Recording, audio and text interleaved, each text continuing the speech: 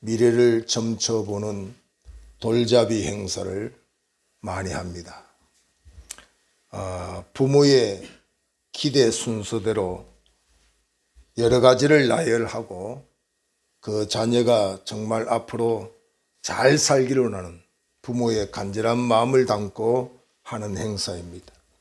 그게 아이들 앞에 그 돌잡이가 잡을 수 있는 것들을 나열했는데, 거기 보면 많은 직책들 중에서 안전하고 보장받는 의사가 되었으면 하는 부모의 마음으로 청진기를 거기다 두는 사람도 있습니다.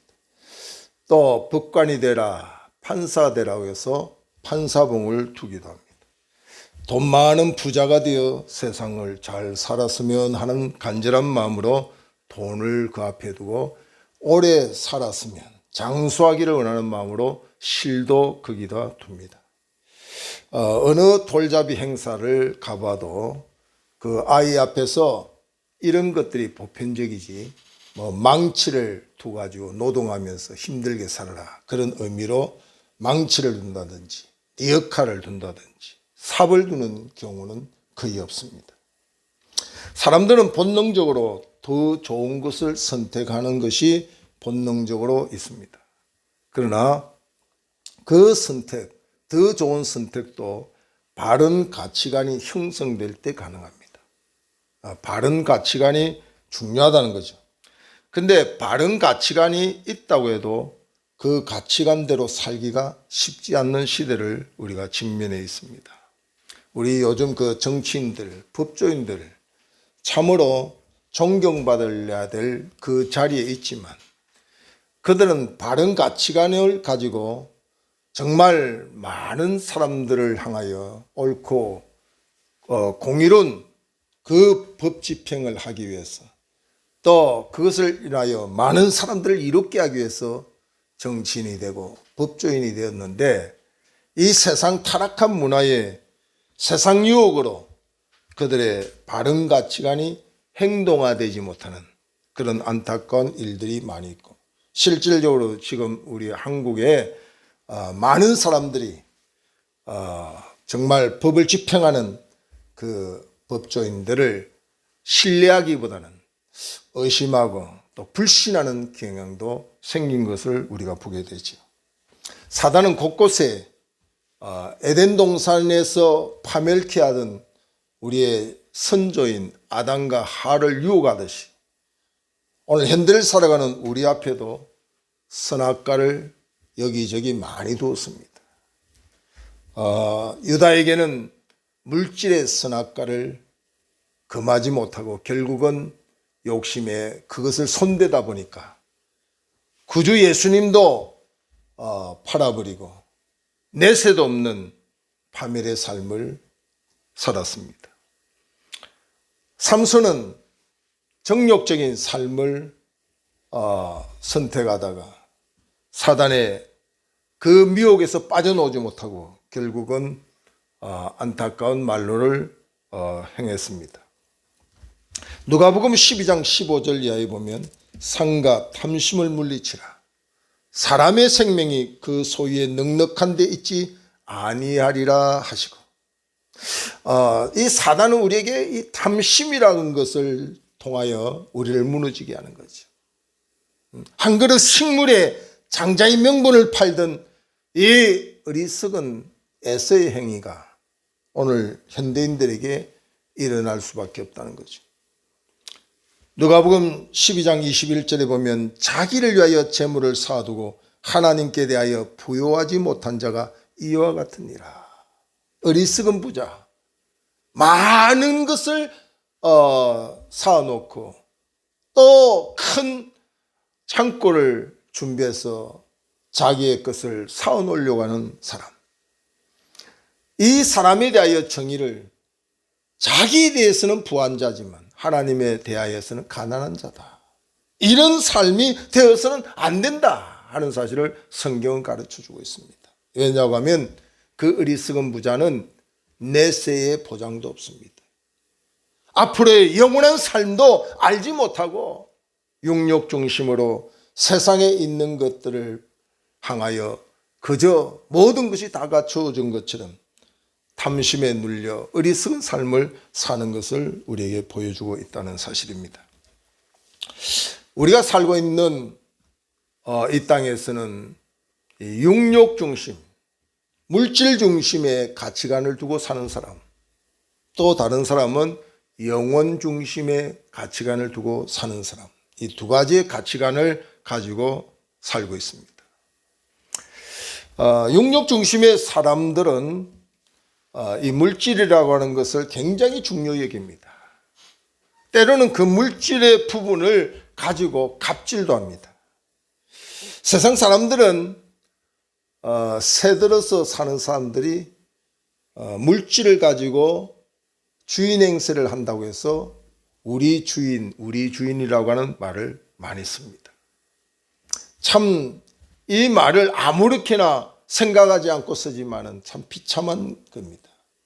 물질이 조금 없어서 새들었다고 해서 그 집 주인, 우리 주인이라는 말을 쓴다는 자체가 굉장히 한 인간으로 살면서 굉장히 비참하죠. 그런데 이 물질주의로 육욕 중심으로 사는 사람들의 삶은 결코 아름다운 결실을 이루지를 못한다는 거죠.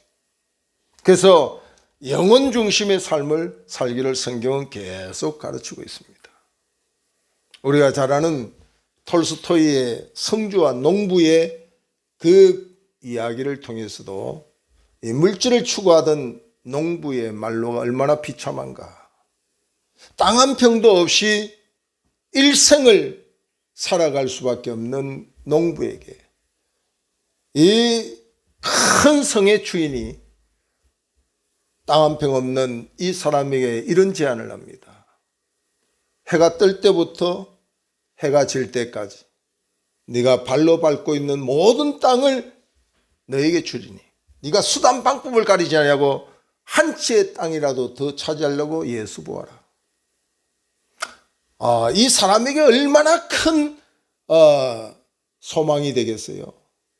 해 뜨기만 기다리고 해 뜰 때부터 시작하여 해 질 때까지 한 평이라고 더 자기 땅을 만들기 위해서 죽기 살기로 뛰었어. 해질 무렵에 자기가 돌아왔던 그 땅을 뒤돌아보면서 흐뭇한 미소를 짓습니다. 땅 한 평도 없던 나에게 이 땅이 이제 다 내 것이라고 생각하니까 순간적으로 얼마나 행복했겠어요. 그러나 새벽부터 저녁까지 죽을 힘을 다하여 달리다가 그만 심장마비로 죽게 되는 거예요. 모든 것을 다 손에 쥔 것 같지만 결국은 아무것도 없는 인생의 말로로 살아갔던 것을 보게 되면서 오늘 성경에도 25절에 이렇게 말씀합니다. 누구든지 제 목숨을 구원하고자 하면 잃을 것이요 누구든지 나를 위하여 제 목숨을 잃으면 찾으리라. 사람이 만일 온 천을 얻고도 제 목숨을 잃으면 무엇이 유익하리요? 사람이 무엇을 주고 제 목숨과 바꾸겠느냐? 우리가 빌딩을 짓고 사는 사람 부럽잖아요. 세상에 많은 것을 소유한 사람들을 보면은 참 부럽기도 합니다. 그러나 그 모든 소유를 내게 줄 테니까 네 목숨을 달라고 하면 그 목숨과 바꾸는 어리석은 사람은 없어요. 이론적으로는 다 내가 아무리 없어도 저 빌딩하고 나는 내 목숨 안 바꾼다. 아무리 박사가 훌륭하다 해도 그 박사와 내 목숨 안 바꾼다. 그것이 정상적인 사람들의 논리요 고백입니다. 그러나 이론적으로는 그렇게 알고 있죠. 그러나 육욕 중심의 사람들은 그것을 바른 판단이라고 바른 선택이라고 바른 가치관이라고 말하고 있지만 세상의 미혹 속에서 그 탐심에 이기지 못하여서 결국은 자기의 생명을 투자하며 그 빌딩을 바꾸는 거예요. 세상의 그 물질과 자기의 생명을 바꾸는 어리석은 삶을 살아가고 있다는 사실입니다. 그래서 성경은 이 바른 가치관에서 두 가지 중에 하나를 선택하라고 분명히 우리에게 말씀하고 있습니다. 그것이 마태복음 6장 24절 하반절에 보면 하나님과 재물을 겸하여 섬기지 못한다. 우리는 하나님도 붙들고 재물도 붙들려고 하는데 사실은 그렇게 양쪽을 다 붙들 수가 없어요. 하나를 포기해야 됩니다.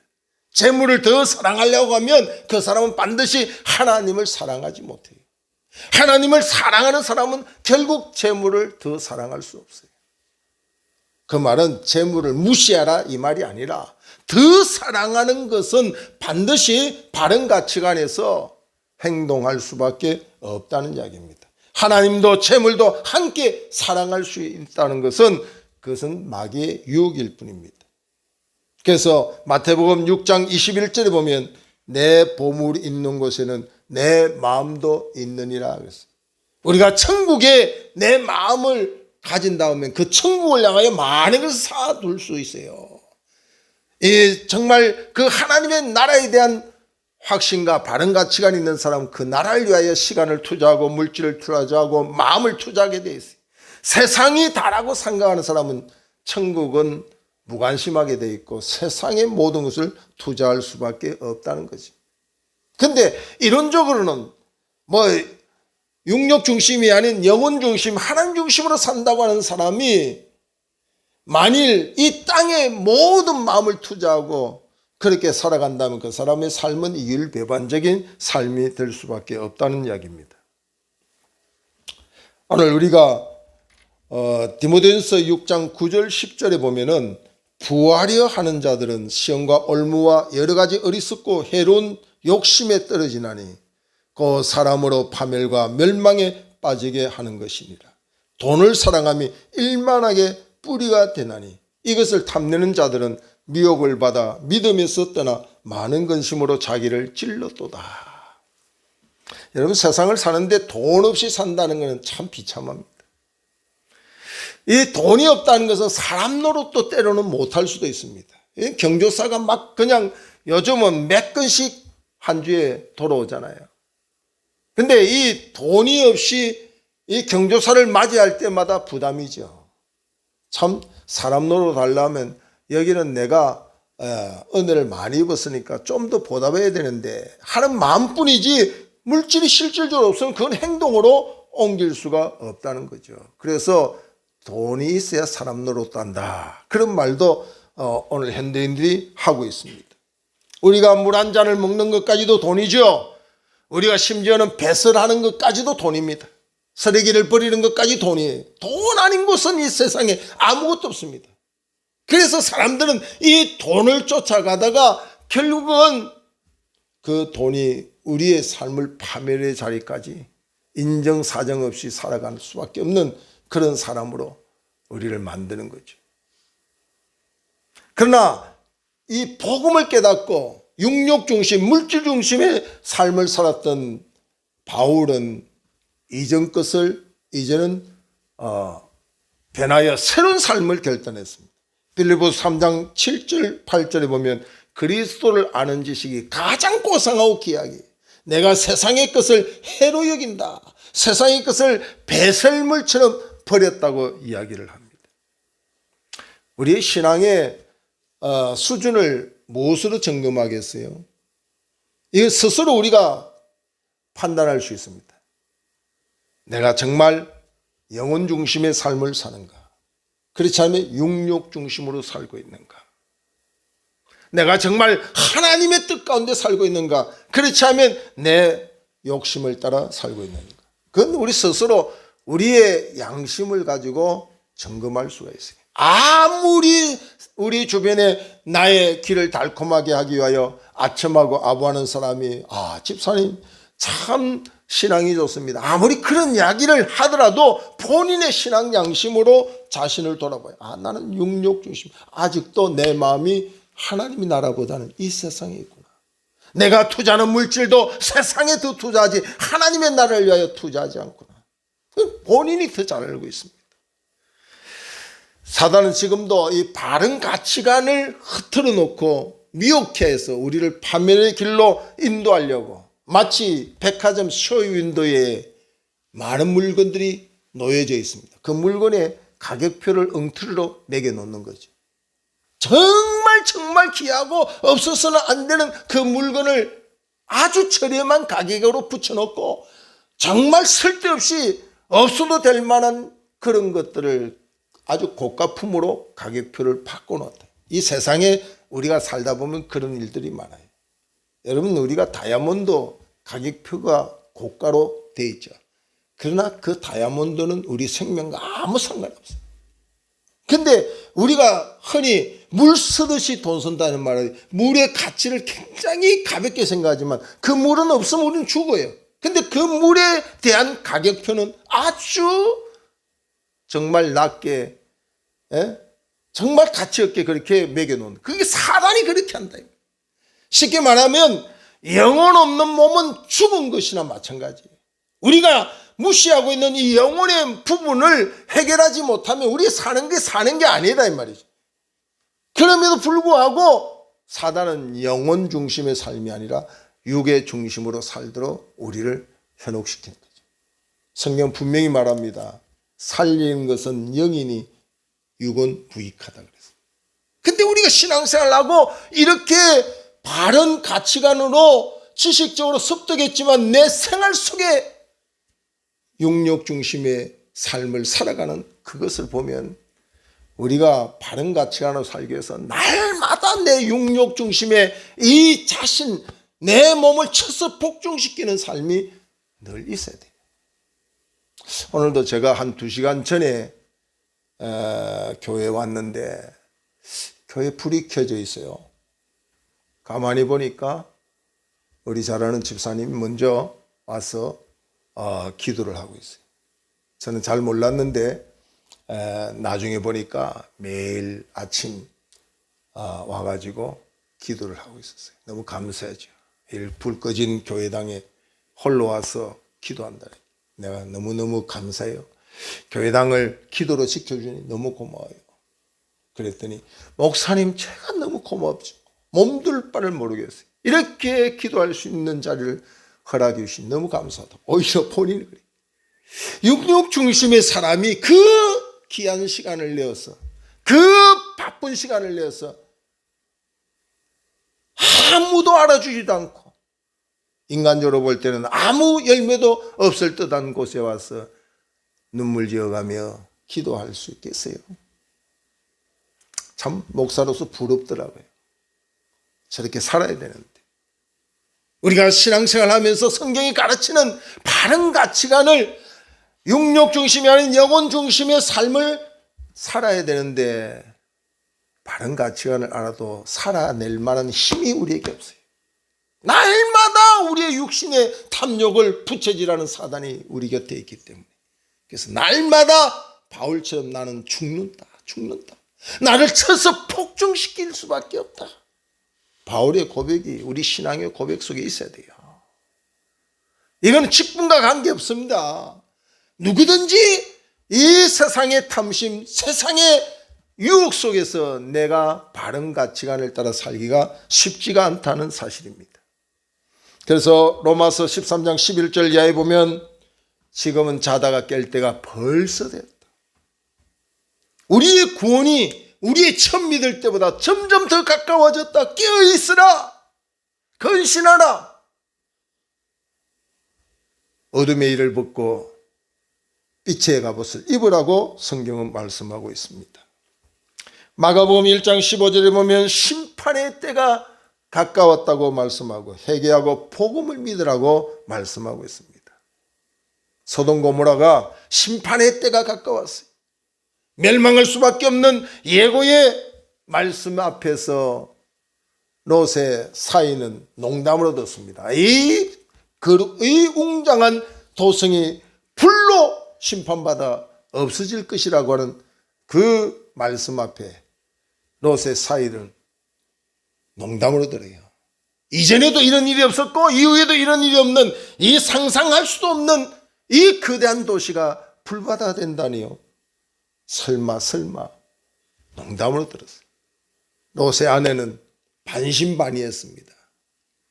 이 저주받을 도성을 떠나 뒤를 돌아보지 말라고 하는 그 말씀을 반신반의하는 마음. 도망은 가지만 설마 하고 뒤를 돌아보다가 소금 기둥이 되는 모습을 보지요. 이 말씀 앞에서 롯 자신도 의심할 수밖에 없어요. 설마 하다가 결국은 삼촌 아브람을 통해서 구원을 받는 자리에 있었지만은, 우리가 이 복음을 듣고 하나님의 말씀을 듣고 진정으로 육력 중심이 아니라 영혼 중심으로 내 가치관이 바로 형성돼야 된대. 알기는 알죠.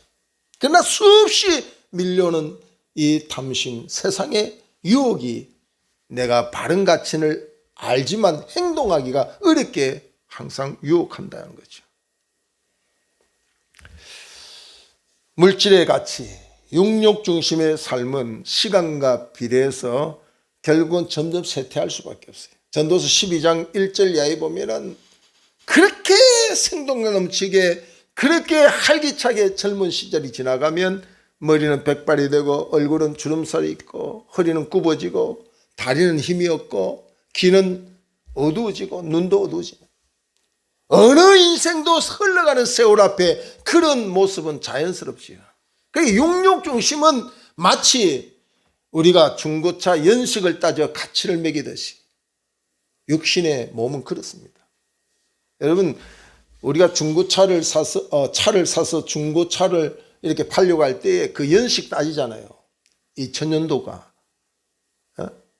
2025년도 건가, 그 연식을 따라서 몇 프로 그것이 다운되어서 가격을 매길 수밖에 없듯이, 우리 인간이 육력 중심으로, 이 몸 중심으로 생각한다면 그 가치는 세월을 흐르면서 가치가 떨어져요.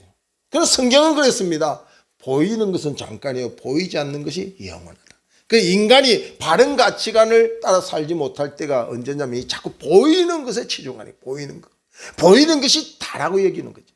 보이지 않는 것을 믿음으로 삼는 영혼 중심의 삶을 잃어버리고, 보이는 것, 보암직스럽고 먹음직스럽고 탐스러운 것에 빠져가는 이 타락한 인간의 모습이 오늘도 이 보는 것, 다 보는 것, 본 것, 내가 봤는데 이 보는 것을 다 자기의 최고의 가치로 두고 사는 인생의 삶은 결국은 멸망의 자리에 갈 수밖에 없다는 거죠. 요한일서 2장 15절 16절에 보면 이 세상이나 세상에 있는 것들을 사랑치 말라. 누구든지 세상을 사랑하면 아버지의 사랑이 그 속에 있지 아니하니, 이는 세상에 있는 모든 것이 육신의 정욕과 안목의 정욕과 이생의 자랑이니 다 아버지께로 쫓아온 것이 아니요 세상으로 쫓아온 것이니라고 말하고 있습니다. 잠깐입니다. 우리가 최고로 여기는 것, 보이는 것, 손에 뭔가 잡은 것 같은 이런 것들은 잠시예요, 잠시. 그래서 우리가 찬송가 284장에 보면 그 가사가, 이런 가사가 나옵니다. 제 깊은 잠은 장가 뜬 세상의 꿈을 어서 깰지어다 나의 친구여. 은혜 받을 날과 구원 얻을 때가 지금 온 세상에 선포되었다고 말하고 있습니다. 뜬 세상의 꿈을 깨라 이 말이에요. 영원할 것 같은 그 소돔 고모라 성이 무너진 것 같이 오늘 이 시대도 주의 재림 앞에 우리에게 어떻게 준비하고 어떻게 영혼 중심으로 살아야 될 것을 가르치고 있는지 우리가 잘 깨달아서 오늘의 우리의 삶을 바로 살아야 돼요. 그래서 다윗은 이런 기도를 합니다. 나에게 사망의 잠을 자지 않게 해달라고 기도했습니다. 내 영혼을 잠재우는 이 사단의 계략으로 우리에게 주는 잠들을 깨어있지 않으면 우리는 오늘을 사는데 실패자가 될 수밖에 없어요. 522장 찬송에 보면 마귀만 쫓다가 저 마귀 지옥 갈 때 너도 가겠구나 하는 가사도 있습니다. 우리가 누구를 쫓아다녀야 돼요? 그리스도인이라고 하는 것은 그리스도 예수를 쫓아가는 삶을 말하는 것이죠. 이름은 그리스도인인데 우리의 삶은 마귀를 쫓아가는 모습으로 살아간다면 우리의 삶은 파멸의 길이 예상될 수밖에 없다는 이야기입니다. 그러므로 이 길에서 돌아서라고 성경은 계속해서 우리에게 말합니다. 그래서 우리가 어떻게 영혼 중심으로 살아야 될까? 24절에 이렇게 말합니다. 이에 예수께서 제자들에게 이르시되 누구든지 나를 따라오려거든 자기를 부인하고 하는 자기 부인이 중요합니다. 우리 신앙생활은 사실 자기 부인의 삶을 살아가는 것이 신앙생활입니다. 우리가 신앙생활에서 뭐 돈 많이 벌고 뭐 건강하고 물론 부수적으로 그런 복도 받을 수 있지만 진짜 신앙생활은 자기 부인, 철저히 자기 부정을 따라 살아갈 수 있는 그 사람이 바로 하나님 중심, 영혼 중심의 삶을 살아갈 수 있어요. 오늘도 나의 게으름, 나태, 나의 욕심, 나의 거만, 나의 교만 이런 것들이 다 주를 따라갈 때는 부정해야 돼요. 버려야 돼요. 그런 것을 버리지 아니하고 영혼 중심 새로운 가치관으로 살아가기는 어렵다는 이야기입니다. 제가 이번에 아들 집을 다녀오면서 수요 예배를 낮에 드리더라고요. 저녁에도 드리고. 그래서 낮에 갔는데 장애인 주관이 되어서 그런지 영락교회의 농아인 선교를 하는 목사님이 강사로 설교를 하더라고요. 처음에는 말도 하지 못하고 손짓하면서 하는 설교 뭐가 은혜가 되겠나 하고 선입견을 가지고 있었어요. 근데 그 농아인 목사님이 강단에 서서 손짓하면서 하는데 그것을 통역하면서 말하시는 분이 그 사모님이에요. 사모님이 그 통역하면서 이렇게 설명을 해주고 우리는 들으면서 은혜를 받았는데 점점 은혜의 자리로 가게 됐어요. 이 농아인 목사님이 어릴 때 참 부자였다고 그래요. 그 동네에 하나 정도 있을 법한 TV가 어릴 때 있어가지고 자기 형제들과 함께 TV를 보고 즐기면서 생활했는데 자기는 들리지 않잖아요. 눈으로는 보이는데. 그래서 누가 이것을 설명을 해주면 되는데 형제는 막 까락까락 웃으면 보게 하여를 그때 보고 있었대요. 지금은 그 프로가 없지만 옛날에는 많이 보고 있었어요. 그걸 보고 있는데 자기 다른 형제들은 막 배꼽을 잡고 막 웃었다 하는데 자기는 들리지 아니하니까 왜 웃나 싶어서 옆에 형제에게 야야 이야기 좀 해주라. 뭔 말인가 이야기 좀 해주라 했더니 그 형제들이 가만히 있어 나중에 이야기 줄게 하고 자기들만 웃는다 이 말이에요. 그래서 어쩌다 보니까 막 그냥 그 TV 앞에서 옥신각신 하다가 그 TV를 망가뜨렸대요. TV를 망가뜨리고 난 뒤에 아버지가 오셨는데 이 아버지 앞에서 형제들이 이제 고자질하는 거 우리가 아무 죄 없어요. 여기 얘 말도 못하는 얘가 뭐 그냥 TV를 망가뜨렸어요 하고 했는데 해초리를 가지고 오라더니 이 농아인 아들에게는 일어나서 다리를 걷으라 하지 않고 멀쩡한 아이 TV와는 전혀 망가뜨린 데 상관도 없는 아들 둘을 이렇게 세더니 해초리를 가지고 때리는 거예요. 그 뭐냐고 하면은 형제는 같이 나눠야지. 같이 웃을 일이 있으면 같이 해야지. 너희들은 왜 그렇게 살았냐고. 그 뒤로 형제들은 이 교훈을 잘 받아들여 가지고 같이 그 TV를 보며 행복하게 설명해주고 이야기해주고 그렇게 행복한 시절이 있었다고 하는 이야기를 하는데 우리는 나만 행복하면 나 중심 그것이 행복할 것 같지만 실질적으로 행복하잖아요. 내 만족 그 중심으로 살면 일생을 부족합니다. 이 땅에 살면서 여러분 그렇게 한번 살아보세요. 나를 위해서 나의 만족을 위해서 살아보려고 하면 늘 허탈하고 허무하고 부족하겠죠. 원망할 수밖에 없어요. 교회를 나와도 신앙생활을 하더라도 항상 나 중심인 사람은 부족해요. 그래서 계속해서 기도도 주시옵소서 주시옵소서밖에 없어요. 그러나 자기 부정, 자기 부인하고 자기 십자를 따라 주님 앞에 나아가고 주 중심으로 살아가는 사람은 섬기는 거예요. 나누는 거지. 이렇게 살아가는 사람에게는 상상할 수 없는 은혜와 만족으로 살아가는 거예요. 이 비결을 아는 사람이 바른 가치관을 따라 영혼 중심으로 섬기며 살아간다고 하는 거죠. 그래서 오늘 우리가 교회 안에서 이 사실을 우리가 깨달아야 돼요. 아들이 심호하는 교회에 낮에 가서 제가 은혜를 받고 또 우리 손녀딸이 이제 7살 되는데 그냥 찬양 연습을 해요. 왜 찬양 연습을 하냐니까 거기는 유치부 아이들도 이 찬양 사역자라고 해서 뽑는데요. 그 꼬마들을 뭐 찬양 사역자라고 이렇게 이름을 붙여서 그래서 내일 모레 오디션을 이제 봐야 되는데 그 준비한다는 거예요. 다 외워가야 된대. 그래서 혼자 중얼거리고 또 엄마가 그냥 그 찬양 테이프를 틀어주면서 그렇게 연습을 하더라고요. 갔다 오더니 어떻게 오디션 합격했냐 했더니 합격했대. 그래서 어떻게 해서 합격했냐 그랬더니 내 놀라운 일이 하나 있어요. 거기 가서 뭐 발성법이라든지 또 성향이랄까 이런 뭐 여러 가지 테크닉이나 기술이나 그런 것을 오디션에서 보는 게 아니라 구원의 핵심에 대해서 질문하는 거예요. 그 7살짜리가 뭘 알겠어요. 7살짜리 보고 예수님 너 믿어? 예수님이 정말 너를 구원한 거 믿어? 그것이 너무 감사해서 너 찬양할 수 있어? 너 한 번도 이제는 그 은혜에 감사하면서 빠지지 않아야 돼. 그래서 전 깜짝 놀랐어요. 이 어릴 때부터 영혼 중심, 자기를 위하여 아니라 주님의 그 사랑을 알고 그 사랑을 표현하면서 많은 사람들에게 은혜를 끼치려고 하는 그런 자세를 갖추게 하는 것을 보면서 감사했어요. 특별 새벽 기도도 한 번도 안 빠지고 갔다고.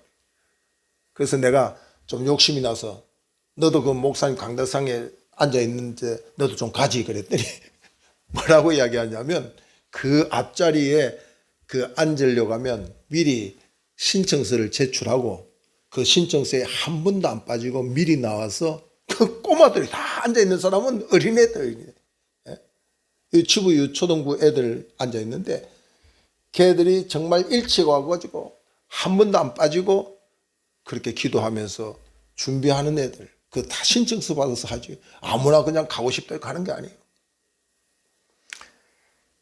오늘 우리가 이 땅에 살면서 어떤 가치관을 따라 사느냐, 이 바른 가치관으로 살기 위해서 날마다 자기 부정, 자기를 쳐서 복종시켜 순간 시간만 있고 기회만 주어지면 탐심, 탐욕으로 살아가려고 하는 내 인생의 삶을 자꾸 죽여야 돼. 죄와 싸우기를 피 흘리게 싸우고 하나님의 중심으로 믿음으로 살기 위해서 기도와 깨어 근신함의 말씀에 서야 이 바른 가치관을 아는 것으로 끝나지 않고 행동까지 갈 수 있는 거예요. 그래서 우리도 이 바른 가치관을 아는 것으로 끝나지 않고 행동으로 나아갈 수 있는 그런 복된 삶이 이어지기를 주의 이름으로 축복합니다. 기도하겠습니다. 하나님 은혜를 감사합니다.